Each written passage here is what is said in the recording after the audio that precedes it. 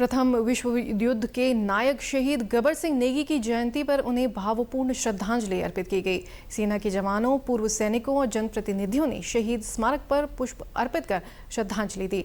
आज वीसी गबर सिंह नेगी की जयंती पर सर्वप्रथम शहीद के परिजनों व ग्रामीणों ने ढोल दमाओं के साथ स्मारक पर पहुंचकर पूजा अर्चना की और पुष्प अर्पित कर श्रद्धांजलि दी।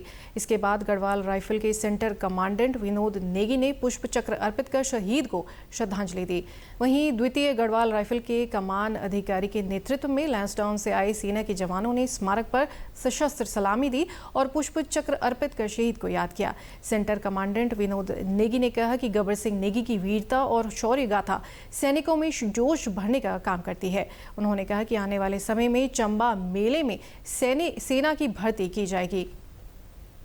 भारतीय सेना अपने वीरों को, महावीरों को हमेशा याद रखती है और हमारा ये लक्ष्य है कि जहाँ जहाँ पर हमारे वीरों के गांव हैं, जो उनके सम्मान में जो समारोह होते हैं उनमें हम शामिल हों, उनको गार्ड ऑफ ऑनर दिया जाए, उनको रिटर्निंग किया जाए और एक सम्मान के साथ उनकी जो वीर गाथा है वो भावी जो पीढ़ी है उसको सुनाई जाए। इस प्रकार के हमारे प्रयास हमेशा चलते रहेंगे।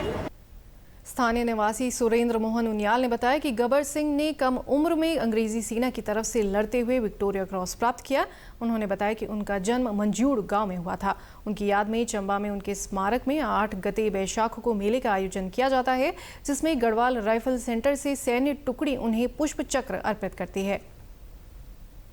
आज यहाँ पर 8 गते बैसाख तदनुसार 21 अप्रैल 2025 को वीर गबर सिंह की इस भूमि पर मेला लगा है। वीर गबर सिंह इसी भूमि पर पैदा हुए। यहाँ पर मंजूड़ गांव है।